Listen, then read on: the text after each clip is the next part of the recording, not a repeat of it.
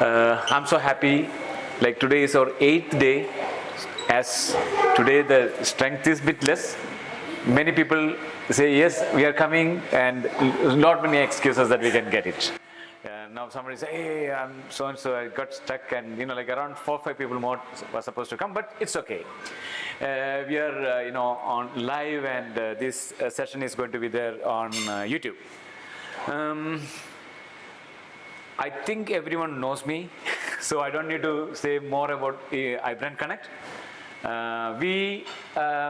Today is our 208th event for the last 3 years. That is 208th physical event. Once we complete our 31st of March, that's going to be almost around 220 events. And again, we are not going to stop. Every month we will have minimum 4 physical interactions between the content creators and photographers. Last Sunday, we had a crowd of almost around 75 in the morning over here, and evening was Canon session. We got around 45 in the evening as well. Now we want to see this, of course, now these days the traffic over here is really difficult. People are taking almost around 2.5 to 3 hours to reach home, and coming back becomes really challenging. That is one reason of having this, less footfall on these weekdays. But still, it's okay. Our aim is to have this Iftar Fototalk as a continuous process, like every day, without fail. If someone is here or not, we are going to have this Iftar Fototalk for throughout this period what we decided to have. Now we have a contest running. The theme of the contest is Right in the Heart. You can shoot anything related to that particular subject, either in the Burjman Mall or outside the kind of community next to Burjman. The submission date is 30th of April. You can manipulate your picture in any way. Like you can use AI, you can use any kind of thing. But at the end, once you submit, we want to see the original picture as well, just to see how good you did those manipulation. Okay, so it's okay, no worries. It's under all your creation, because we can't stop AI these days. So support us. And I know that many of you are always connected with me. Even today's instructor is Remy. I just want to introduce him. We met first in Al Qudra. So while shooting, yeah. I just saw a gentleman is shooting with the Canon R. I was probably the only one. Yeah, the small sensor cameras and all, and then I started asking, why you are doing this. He said there are a lot of advantages into it. Even me, I started doing, you can see over here, we are shooting with the crop sensor cameras these days. It's okay. Yeah. There are so many advantages with that. But after that, we got connected, and Remy did, I think, 3 sessions for us so far. Yeah, 3 sessions with us so far. He's a hardcore Canon user, and plus his passion is to travel. I give you a kind of story. So when we were planning to do this Iftar Fototalk, I called him, hey Remy, 19th is your day. And he said, man, I'm in the middle of shooting a hyena and there is no Wi-Fi here. You're asking my profile picture and the, yeah, I really didn't have anything. First picture. But then we said, okay, that's fine, perfect. So see, for me, that is a great advantage of connecting with people, and at any point of time, midnight, I can call them, and that connection creates a kind of a long-term friendship. Yeah. I still remember, I went to pick him up in the airport once. I come back from work, I need someone to pick me up. Yeah, I pick him up and then drop him in, where you're staying in Marina, right? In Marina. Yeah. So these are the kind of communications we create. So on those, drive, we talk a lot. And we understand about the kind of way, that's what is required as a human being, right? Suppose you are, getting a lot of stories. And I'm sure Remy is going to give a lot of stories on all his travels, majority of his travels over here. Thank you very much, Remy, and Madam Ravi for coming here. Okay, and thanks Samak and all the others. Samak is the product head of Canon Middle East. Anand used to be HSBC head of some of the department of, and many people like Hassan is a cinematographer. Ashok is from Emirates Helium. I know him for the last 20 years. Like he used to come to our store to do processing as well as retouching and all this kind of stuff. And my great team. Okay, thank you very much. Thank you. Thank you, Shaji. So yeah, thanks everyone for coming tonight. That's really a pleasure to meet you all. So yeah, as Shaji was saying, I spend lots of time going in the wild, being in the UAE as well as outside in different parts of the world that I will show you. Try to give you maybe some idea on where you could travel next for any wildlife, let's say, photography adventure. So just a little bit about me. So as you can hear from my accent, I'm French. I guess that's not easy to, that's quite easy to guess. I've been living here in UAE for like the past 7 years almost. So yeah.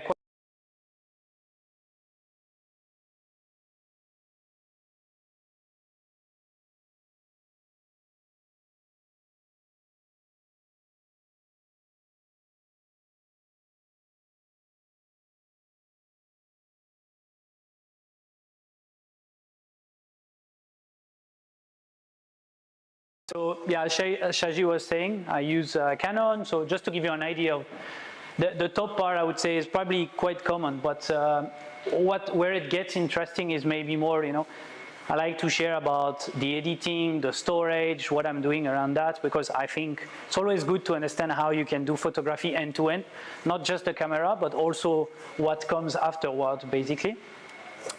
I have lots of, let's say, tools that are dedicated more for the wildlife. So this kind of stuff, for example, so that's a hide. So I use that like to put it like on the ground, so I can lay down flat, take picture from the ground, and yeah, not scare the animal basically. So if it's like a fox or something, I can go a couple of hours before I know there would be some activity. Just lay down flat, wait a couple of hours, and then when things comes up, I have good position, and also in the same time, no one can really see me. So that's one of the things. I'm really into camera trap, so that's one thing that I really enjoy. So I brought like these kind of things. So this is a sensor that I'll put to detect any motion movement. That sensor will talk to my camera, so I have some things like that, like transmitter, receiver. So it talks to my camera. My camera then talks to the flash, and the flash will trigger. So for animal like, I don't know, leopard or things like that, that's kind of a good way to take picture close up without disturbing the animal. And it's a complete different, I would say, photography, because the way you have to use the flash, configure it, multiple flash, 2 flash, 3 flash, like there are lots of things that can come into that thing. And yeah, otherwise I also use a drone. I don't use it that much with like wildlife because it would scare them quite a lot. But for example, when Shaji called me, I was in the middle of India. I was doing a documentary for like a conservation project to highlight like what kind of species lives in the area. So they didn't know they had hyena, for example. So I spent 4 days on the ground looking for like signs, and I found that they have striped hyena. So then I went back to forest department and I was able to talk to them. So I used the drone more like to find animals. So I knew there was elephant, just like use the drone to kind of locate them and that kind of thing. So what I did is I put like a couple of information about the place I've been to for wildlife photography. I think probably last year, so that was in November, that's one of my best trip, I think, from a wildlife photography point of view. And also the outcome of it is probably what was the most worthwhile, because I won like a couple of contests related to those pictures. So Churchill is mainly for the polar bears, but you also have like lots of like foxes, different type, Arctic fox, red fox, silver fox, that kind of thing. So best period is October, November, right before the bear goes back to the sea. And one of the things that I think tried to capture as much as I could in that trip is we went late November. Late November means the bear should be technically heading back to the ice, but there was no ice at all. So this is why I found lots of bear. Like there was one day when we saw 15 to 16 bear, for example, but all of them are stuck on the shore and kind of waiting for the ice to freeze. So that was one that I really liked because I felt like you could feel that, like, you know, patience that you have to have. Now what happened as well is, since you have a high concentration of bear, there are a lot of conflicts. And in that case, that was a male polar bear trying to attack the female with her 3 cubs. So she was chasing him in order to save her cubs. So that's also one of the consequences of having them stuck on land, basically.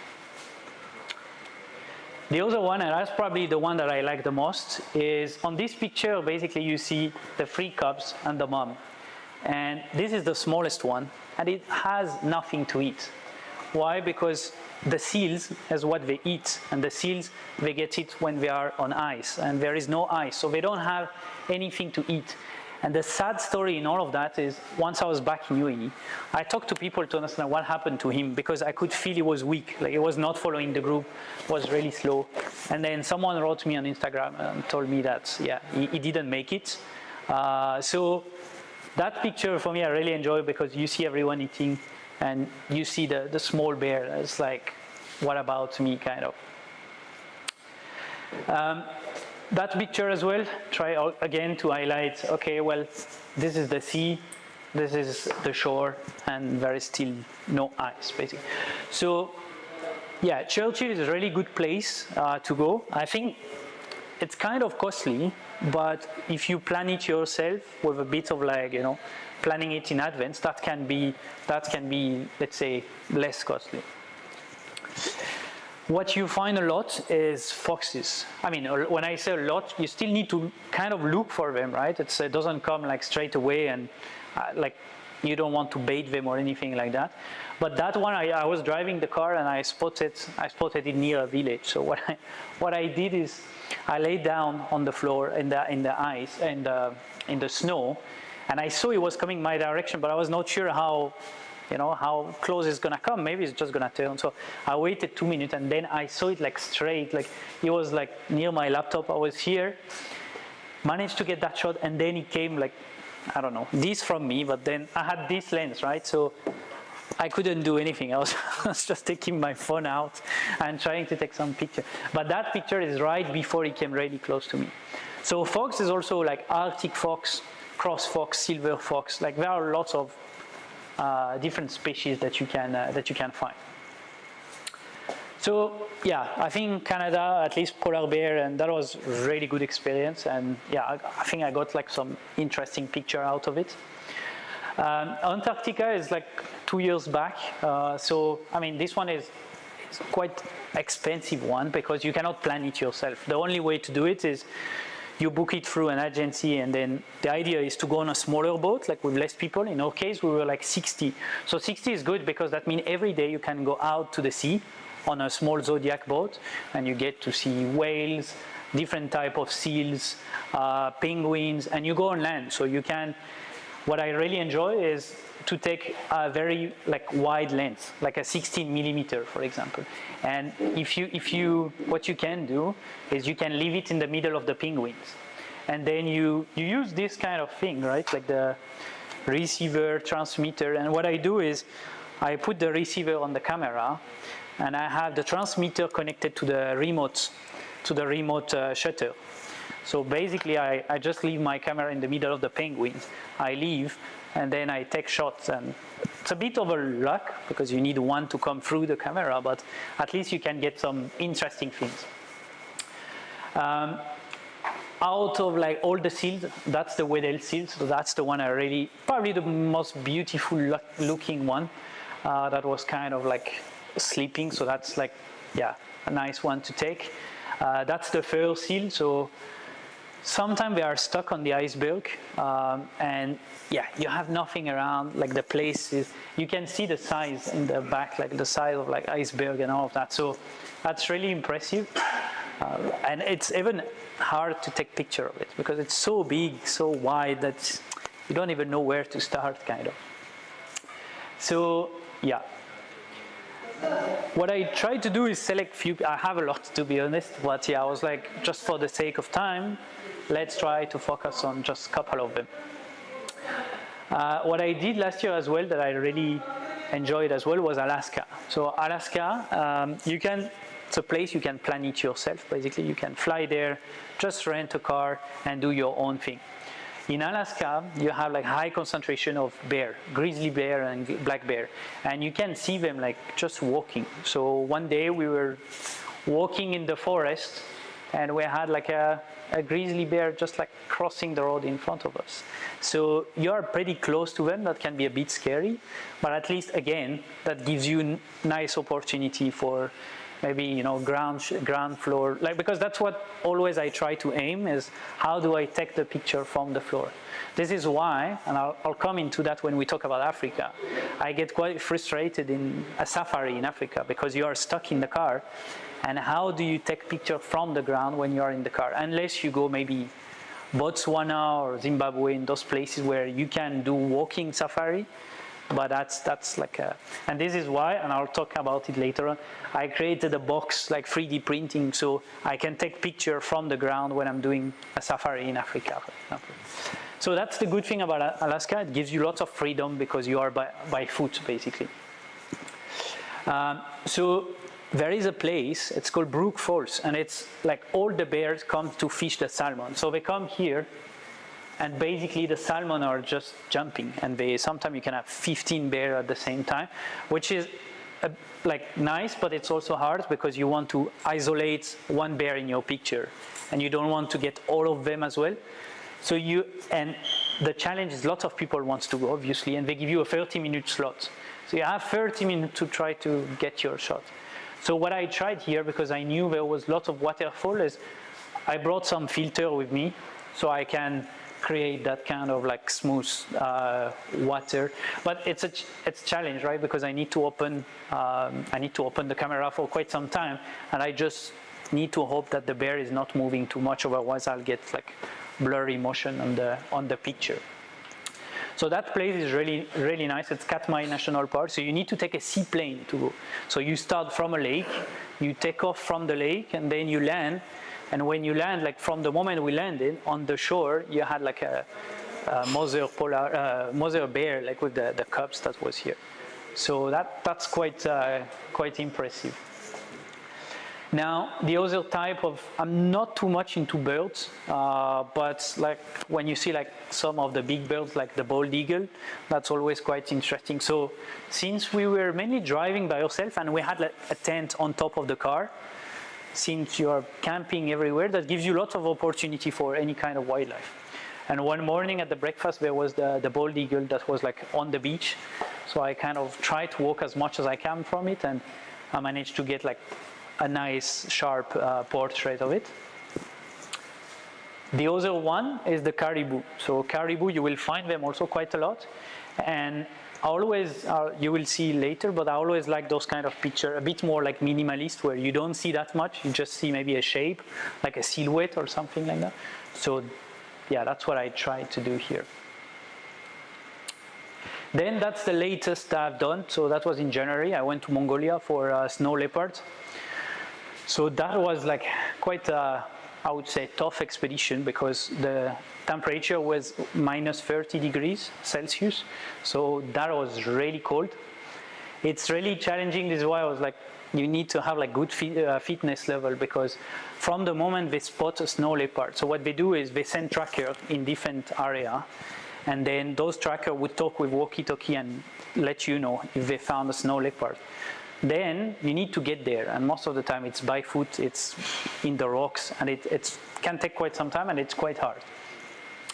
So Mongolia is kind of like underrated because there are so much things you can see. You can have the palace cat, which I don't know if anyone knows, but it's like a really small cat, like they call it the grumpy cat. It's really small in the snow. You have the snow leopard, which if I compare to India, for example, to Spiti, you will see the snow leopard much closer than you would see them in Spiti, for example, because Spiti is like big valley and you would see them 300, 400 meters. At least that was my experience. Here you can see, I had a snow leopard coming like 30 meters from me. But on this one, yeah, you need at least like a reach of 800 millimeter. That's, I would say. So what I was doing is the 100-500 with an extender 1.4. And this is why I also use the R7, because it's a crop sensor. And in this kind of trip where you need like reach more than, let's say, like depth or depth of field, then I think that's a good one to have. So it's not only about snow leopard, you also have camel, which are much different than the one we have here, more like two-hump camel. So they, basically it's interesting because you can kind of here in those steps, and this is the mountain that the snow leopard lives. And here you have camel. So it's kind of a weird mix because you have the mountain, you have the snow, and here is a desert. So it was quite interesting for me. And that picture, I took it from the drone.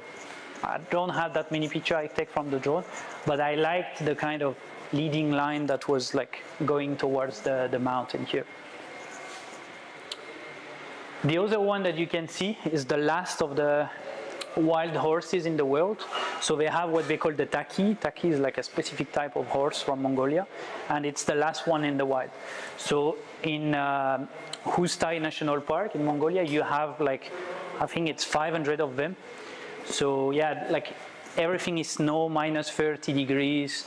So that gives you like good opportunity as well for picture. So that's the snow leopard. I think this one I was probably like 200 meters from it. So I had to climb all the way to the top, and he was sleeping next to a carcass of a goat. And then he didn't move for like 2 hours. So I got the same shot for the last 2 hours. And then at the end of the day, he started to move slowly. And he could have spotted us like from long, because he was already like looking at us, and we were quite far and hiding in the rocks. So yeah, it's really challenging. Plus you can see how it matched with the rocks. So at some point he moved, and I was frustrated because I was like, I cannot find it. I was moving the camera. I was like 800 millimeter. I was moving around, and I couldn't find it. And you could hear everyone taking picture. And you are stuck. You don't find it. And they're like, yeah, it's just here. And you're like, yeah, but I cannot find it. So that was a bit frustrating. But I got like a couple of, let's say, good one out of it. So the camel as well, like playing, that's probably like the kind of photography that I like the most, like playing with the silhouettes, the sun and all of that. I don't know, I feel like this kind of thing. Another good place that I would say is quite easy to go from here and doesn't cost that much is Nepal. I think what I've seen the difference, for example, with India is quite crowded. Like when you go on a safari, you need to book a jeep. So many people, it gets a bit frustrating. Bardia, Nepal, the great thing is you can do walking safari. So you go for the day, you have tiger, rhino, elephant, and bear all around you, and you just walk, and you just have one guy with a stick that is here to protect you in case.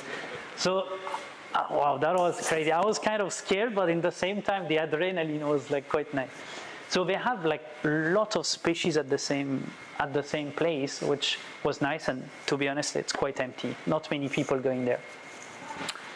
And like all the morning are quite like, it's forest type of environment. So it's quite misty. You have fogs pretty much every morning. So you can play with that. I wish I would have like a tiger or something like that on this one, but I got the deer.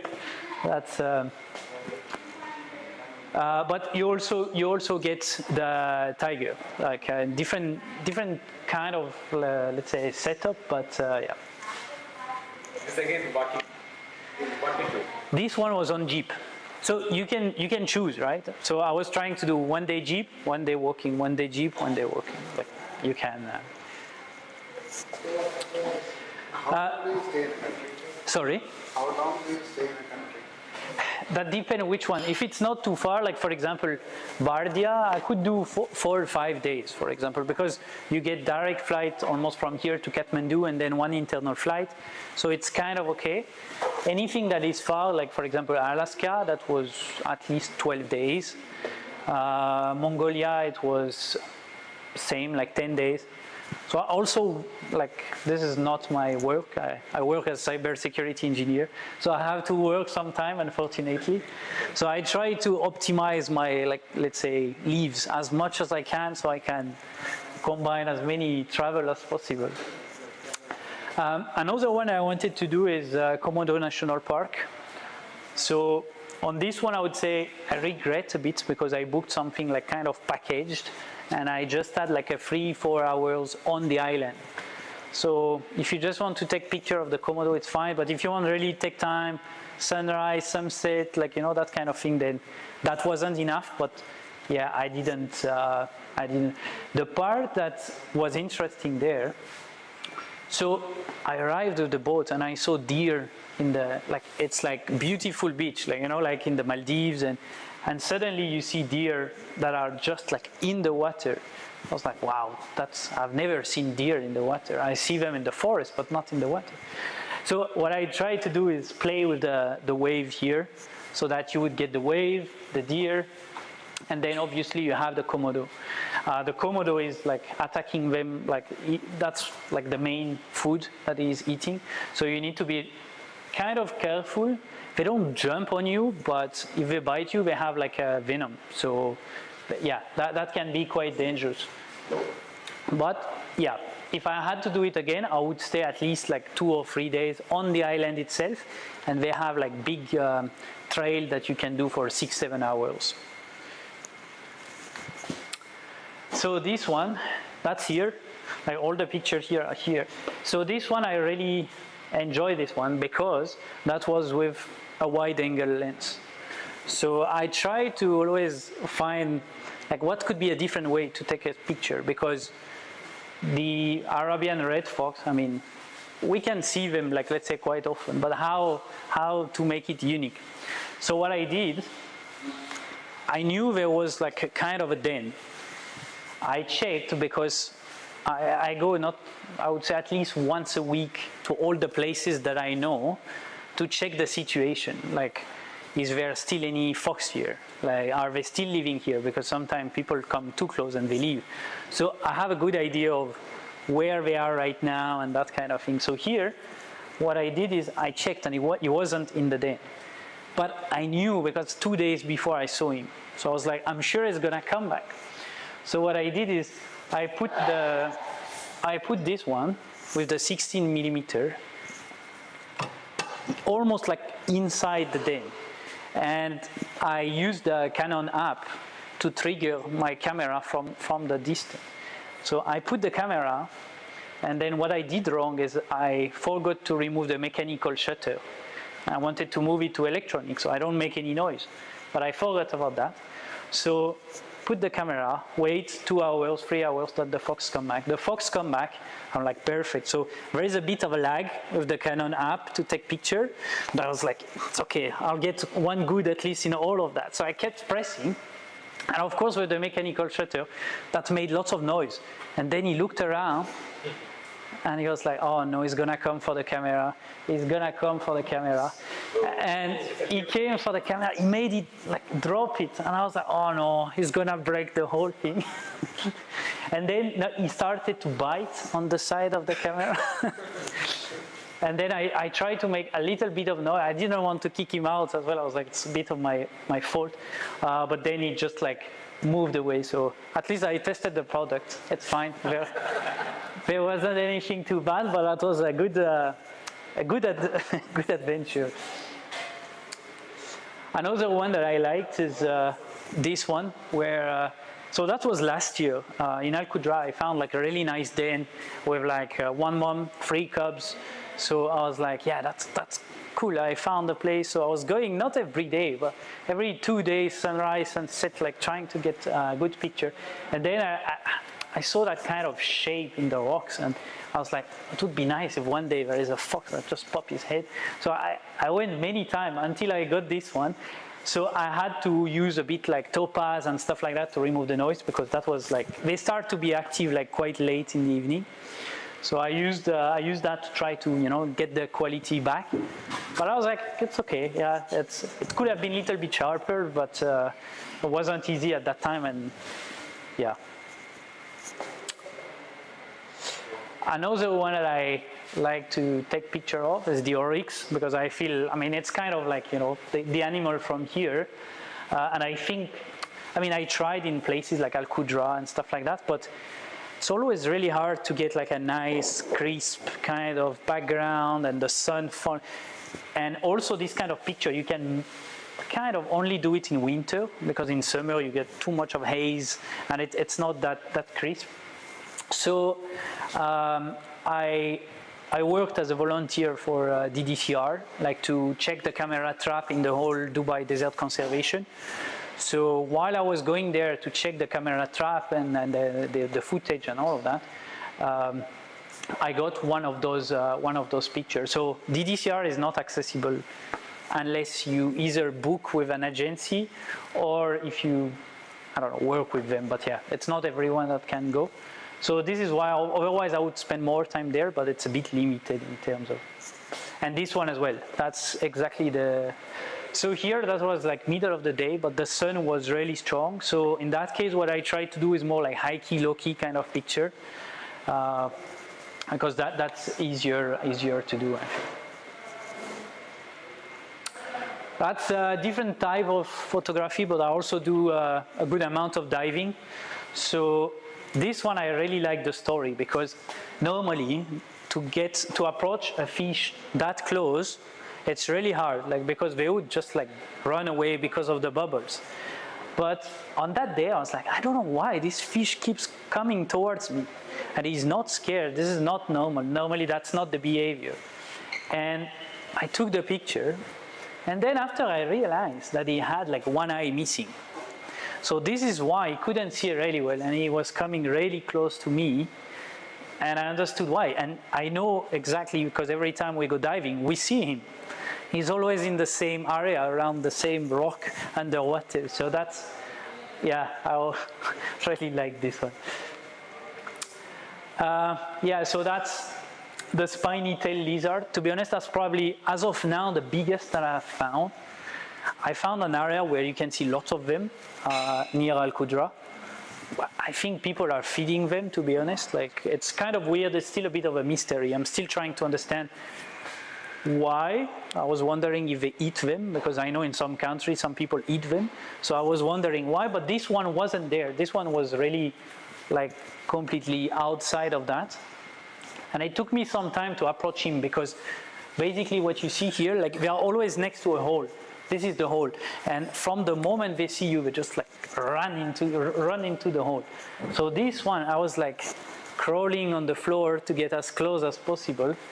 I always try to get a bit of like the front here in the picture, because I always feel that gives you the perception that you are hiding to look at the animal. If you take it too high, then it doesn't give you that perception. So, yeah. And by the way, if you have any question, feel free to. What is the size of them? Like how many kg? Well, this one was probably like at least a good 20 kg, I think. But I mean, you see like small one as well. But this one really, like, it was the biggest that I found. I was quite surprised that day. So more back to Africa now that we went to the polar and then to the US and to here. So that's in Kruger National Park. So again, for leopards, the challenge that I have is they're either in the tree or you don't see them for a long time. So what I did here is I found this one that I was like laying down. We came, I would say, pretty close, but it didn't really move, which I was quite lucky with that. And I managed to, so what I do, basically, I normally use that box that I created. So it's like a 3D printing that I did. I put my camera inside. I put my camera inside the cage. And then what I do, at the bottom of this, I put my tripod. And at the top, I put the monopod. So that way, when you are in the car, what you do is you just bring it down to the floor. And then I was using, for this one, I was using the Canon app. Now he left, so that's fine, I can say it, but there is too much delay, it's really lagging. So when you have an animal coming close, it doesn't work that quick. So this is why now I moved using those things like transmitter receiver. So then I just like take the picture instantly. So that's how I managed to get this one, to have that feeling that you're almost like laying down basically with the leopards. Yeah, I mean, this is more, to be honest, it's more about the editing. I didn't get the picture that like came out like this. It's just like when you see the raw, you can clearly see that there is possibility to kind of make the background really dark without looking like it has been edited that much. And you can see here it's really sharp. Even here you see hair and stuff like that. So yeah, that's like this one was a bit tricky to do because there wasn't much light, but the sky was like, yeah, it was like purple and then yellow and all of that. So I was like, I need to stay, but like that was in Masai Mara, and in Masai Mara you have to leave by a specific time. And they were like, if we don't leave now, we're gonna get a fine. It's like, yeah, but it's okay. Let's take the risk of getting the fine, because right now the setup is so good. Like there is the background that is nice. There is the male lion eating on a carcass. So yeah, so we stayed a bit longer. We didn't get the fine. But yeah, that was like one of the pictures I liked the most. But probably you can see it, I had to open the shadow quite a lot because yeah, the visibility was like a bit. And that was like just, this is the video, like you can see the background basically, how it was. And on this, so I'm pretty sure like lots of you already went to Masai Mara, but you have like cars that can open so you can lay down. So I was not laying down on the grass. I was laying down in the car. On that video, it almost looked like I'm laying down. But yeah, it came pretty close. Yeah. That's yeah, the one that I kind of like to do, more like a silhouette kind of. So this one we spotted them a few hours before, like when it was already dark. So I was like, let's position ourselves so that we get the sunrise in the back, and then we should be able, so they were like a mating couple. So I was like, probably we need to get a picture that would show, you know, the kind of love or attraction to each other. So that's what I tried to do here. So this one also took it from the floor. I used the same box, but this is a bit scary with elephant because when they charge it goes really quick. So I was like, I need to find a quick way to remove the camera. And yeah, that was like just the fact of having one tree. In the area you just had one tree, you had that nice shadow that is just exactly, you know, where the elephants are. So I was like, this might be a really good black and white. So little bit of like editing just on like on the whites to make it pop a bit more. And the cloud as well were like really nice at that time, where I don't know, for a reason there was like a big hole here in the cloud, just like at the level of the tree. So yeah. That kind of picture as well. I did one recently, so I don't know if you have seen, but in Alcudra there is like Patagonian Mara right now, which is weird, kind of. We don't know where they come from because they should be in Patagonia, not in Dubai. It's like if you don't know, it's like a rabbit, but like really big. It's probably like big like that. And there is a group of 5 or 6 that are like roaming around. And I did one recently exactly the same. So you try to have like the sunrise or sunset, and then since they are really like hairy here, you can play with the contour and try to create this kind of shape. So that was with the Aina. Uganda, so that's mainly if you want to go for the mountain gorilla. Let's say this one, I mean, you don't have much time. This is the part that is a bit frustrating, like for photography, is that they take you, so you go through the jungle, it takes you 3 to 4 hours in the dense jungle to get to them. First, you need to see if the male gorilla would let you approach. So based on his behavior, you know if he can let you go or if you need to go backward. And you can only stay an hour. So it's like right now you have 1 hour. So you better, it's not easy because sometimes they might not be at the right place. The guard won't allow you to go around to take picture because you would like this angle. So, but this one was, what I liked is you can see the silverback with the other female because he's the only one and there are many females. And you had that female that was kind of like out of the group, looking away, kind of like, you know, a bit, I don't know, sad or pissed off, I don't know. But that was what I really liked on this picture. So that was funny because that was with this. So I put the camera on the floor, seeing that the lion is coming. But I was like, yeah, the lion was far, I was quite comfortable. But then when it got closer, I was like, oh, that's, like, it's so stressful. You have this app on your phone, you try to take picture, and this is buggy, it doesn't work, and the lion is approaching. So you are like, do I leave the camera or do I take it back? And I left it, which gave me some picture like that. So she really came like on top of the camera, started to play with it. So I was glad I had my like my small box because I think she might have like, I don't know, ruined the lens or something like that. She played for at least 1 minute with the camera and I was just in the car looking, I was like, how it's gonna look like when I will bring the camera back in the car. So yeah, I just put picture here of how does it look like, but this time I took it with me, so you can. So tripod at the top and then monopod at the. Yeah, another picture that I like more for the color, to be honest. What I liked here is the fact that you have the baby lion that is normally everyone is like, oh, it's so cute, like, you know, it's a baby lion and all of that. But the fact that he's standing on a killed buffalo is like, it creates kind of a contrast of like something cute but acting not that cute, basically. And then again, like you know, playing with so that was in South Africa as well. So I saw that the sky was looking nice. For once, the moon was quite low. So I was like, let's try to get something nice in the middle. And by luck, I got some elephants. So, and what maybe you don't see here, but I think I didn't do it like intentionally, but it moved the tail. And since my shutter speed was probably a bit too low, it created a bit of like a motion.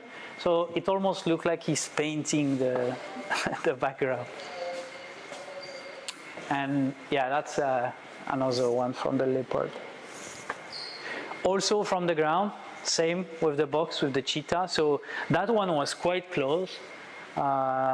She wasn't really like, she didn't care much, but I wanted to get like all the grass and all that just in front of it so that it looked like you're almost like laying down on the floor with the cheetah. Yeah, that's it. And so this the last two, let's say this year, I've been twice like with an article in the Wildlife Photographic magazine. So they gave me like URL that they gave me like URL that I can share with you, so you get access to the Wildlife Photographic magazine for the next 3 issues. So the one from this month, the one from in 2 months, and in 6 months. So if you can just write me on Instagram, ask me for the link, I'll send it to you. Then you can. It's a nice magazine that talks a bit about like what I just talked about, but from different photographers, place they have been, what kind of species they have seen, like some techniques used in wildlife photography and that kind of stuff. So yeah, that's about me. I don't know if you have any question. When you talked about the polar bears, are they really area prone, like really, or they because is it, I'm sure like if you spot a polar bear on a particular day in a particular region area, Will they be around in the next days as well, or they can just... So basically the way it works is when you land in Churchill, you can only land in Churchill because there is no road that takes you to Churchill. So you land in Churchill and you have a total road of 26 kilometers. So that's the only thing you can drive, 26 kilometers. All the cars are brought either by train or by plane. There is no road. So basically that means for you have 26 kilometers that you can drive. So you keep driving those 26 kilometers. And if you go, my advice now would be to go mid-November. You will see that most of the tours in Churchill, by mid-November, they close. The reason is they think the polar bear are going to the frozen ice. The problem is frozen ice now happen probably beginning of December. So when we went, that was like the 8th of November. 8th of November, there was bears like everywhere. And even to the point that one night there was like northern lights. I was like, oh, I need to go take a picture of that. We went in the street, walked 5 minutes, and then the police arrived. And I was like, what are you doing? I'm going to take a picture of the northern light. And they were like, there is a male polar bear in the street right now. Go back home. I'm like, yeah, but so they are really everywhere, and you have like some alerts and alarms and telling there is a bear in town and that kind of stuff. The reason why I say November is because people that went October thinking it's prime time, they didn't see as much as what we saw. So I think now I would say safely that mid-November, beginning November is a good target. Yeah. Yeah. Thank you so much for the Thank you. beautiful advice. Nice photo talk. I have two questions. Yeah. When is your finest moment that you feel, because this is your hobby? Yeah. When do you feel that you are the happiest? For me is the search. All right. Yeah. So to be honest, I mean, I like Africa, but I feel it's a bit too easy. Just stay in the car, look for something, just follow the cars. Oh, they found a leopard in the tree. Yeah. That's not what I like the most. What I like the most is, for example, in April for Eid, I'm going to Borneo, and I'm gonna look for the clouded leopard. So this is like a small cat that lives on, move only by night. Yeah. And that's like the exciting part, is really to find it. Yes. Yeah. The other question is feasible because do you think, because I'm a photographer, I used to be a photographer, then I became cinematographer. So our hobby, it's very expensive. Yeah. Does the feedback or your clients are the magazines, does this cover the trips or the equipment or doesn't? They cover some of it. To be honest, they don't really cover, in the magazine, they don't really cover like, okay, how much it's gonna cost you. Yeah. Because again, it always depends how you plan it. I'll give you an example. So for the polar bears, well, my wife is a cabin crew, so that helped for the price of the flight. So that's one thing. But we organized everything by ourselves. Just booked an accommodation, asked the guy, do you rent your car? Can I go drive your car during the day to find a polar bear? He rented it like probably $100 a day for his like big car. And it costed, I don't know, maybe for the two of us, like $4,000, something like that. But you have people that goes to the polar bear for $15,000 because it's end-to-end from you are picked up to the airport, you have luxury place. For us, accommodation, we're like, don't care about accommodation as long as we get the right level of experience and stuff like that. But you are doing it for yourself, for your own passion. Yeah. I mean, I don't mind to plan like trips. Like, it's like I like to do that. So it's kind of okay. I know some people might not like, they prefer like, but there are trips that you cannot plan yourself. Like Mongolia. Mongolia is like you drive, like you take your plane, someone pick you up and drive you because the road, it's on the snow. There is no road. You just drive in the snow. So it's kind of intense. Plus you are by minus 29 degrees. So you need the right setup, the right people in case something goes wrong. So always depend on the trip. I try to do myself, but if I see I can't. Like to find a clouded leopard in the jungle, if I go by myself, I have no chance. I mean, Yeah, because the other question is, what's the scariest moment that you lived during this? so I have 2 times, Yeah. and it's easy to know. It's when I'm really scared, I lose my voice. Oh. I cannot talk anymore. And it happened, I went to Mongolia twice. Okay. This time it was fine, I kept my voice. The first time, so it was first time in Mongolia, you see Mongolia with the horse, the steps, and I was like, that's great, I want to do that. I never did horse in my life. I was like, okay, I'm going with that. So I go with that guy that didn't speak any English, and he put me on the horse, and he kicks the horse. And I was like, I don't know how to control the horse. So one day doing horse, I was dead. Then I arrived to that place, it was like a local family, Yeah. and the guy, basically what I realized, the guide was alcoholic. Oh. So what he wanted me to do is to go say hi in every yurt of Mongols people to get some vodka. So he was taking me to every yurt one by one, and it's not the vodka that you know from the shop, it's like mixed with milk and art. It's great. So after 2, I was like, no, I'm done. I just go to bed, you continue doing your saying hi to every yurt. Yeah. I'm not doing that.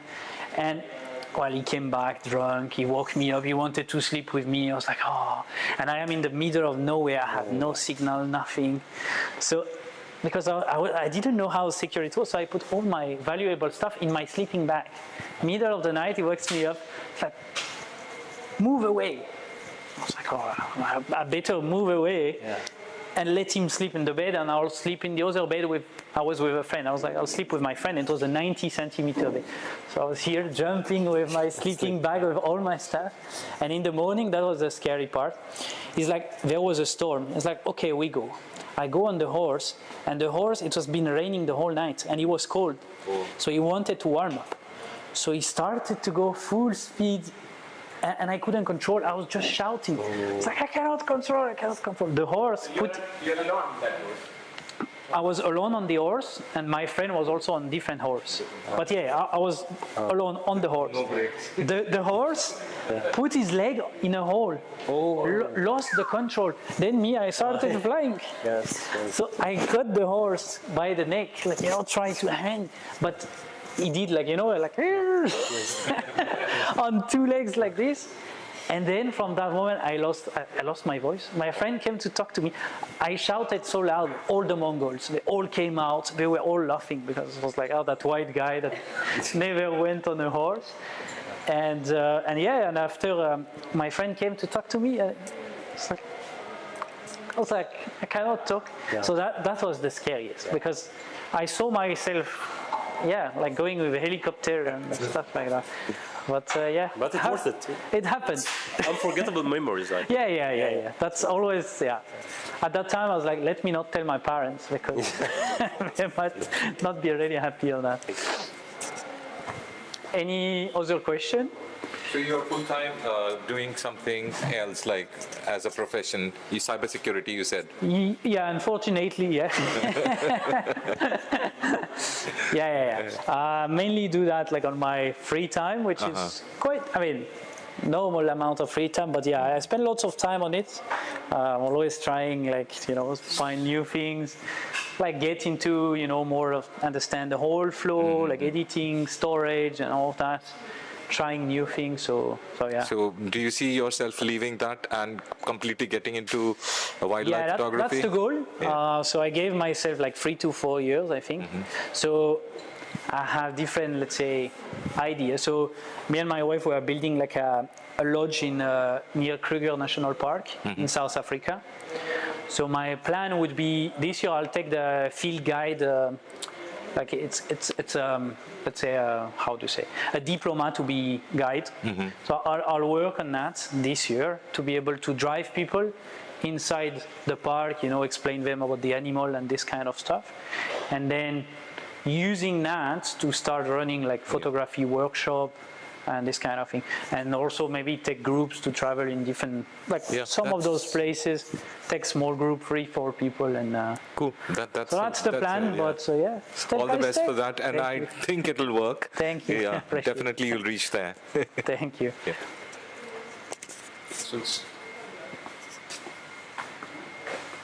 previously? You don't have to force things. We ask some tough questions. Good. Thank you. Thank you, everyone. Thank you, Remy. Yeah, welcome. So that was an amazing talk. Many people missed it, but we are so happy that we saw that. Where all we went, yeah? Different places, free of cost. Thank you very much. Thank you. yeah? Thank you, And Shadi. all the best wishes. Yeah, I will do. For your lodge, Yeah, and we'll take so many people from here to. you will have to come. Yeah, for sure. We'll do a group, like a group. Let's take a group picture.